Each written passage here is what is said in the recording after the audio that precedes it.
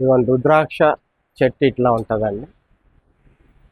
ఇదిగోండి ఫస్ట్ ఇట్లా బ్లూ కలర్లో వస్తాయండి, ఎండిపోయిన తర్వాత రాలిపోతాయి. రుద్రాక్ష చెట్టు ఇట్లా ఉంటుంది, 60 ఫీట్లకి పైనే ఉంటుంది ఇది. ఇదిగోండి ఇవి ఫలాలు ఇట్లా ఉంటాయి. అవి ఎండిపోయిన తర్వాత ఇదిగోండి ఇట్లా ఉంటాయి.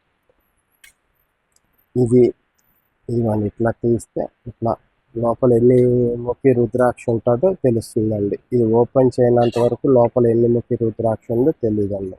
ఇది వాటర్లో వేసి నానబెడితే 1-2 రోజులు ఉంచితే వాటర్లోని అది పై కవర్ వచ్చేసి లోపల రుద్రాక్ష ఉంటుందండి. తీసిన తర్వాత ఇట్లా తెలుసుకోవచ్చండి మనం. పంచముఖి అయితే పంచముఖి, షణ్ముఖి అయితే షణ్ముఖి. పంచముఖి అంటే 5 గీతలు ఉంటాయండి, షణ్ముఖి 6 గీతలు, సప్తముఖి 7 గీతలు. అలాగా ఎన్ని ముఖి రుద్రాక్ష అన్నా సరే ఇందులో రావచ్చండి. అలాగే ఈ పంచముఖి రుద్రాక్ష మాలలండి 108. ఇది అరుదుగా లభించే సిద్ధమాల అంటారండి దీన్ని. ఏకముఖి దగ్గర నుంచి 14 ముఖాల రుద్రాక్షలు, గణేష్ రుద్రాక్ష, గౌరీ శంకర్ రుద్రాక్ష, చాలా శక్తివంతమైన మాల, సిద్ధమాల అంటారు దీన్ని.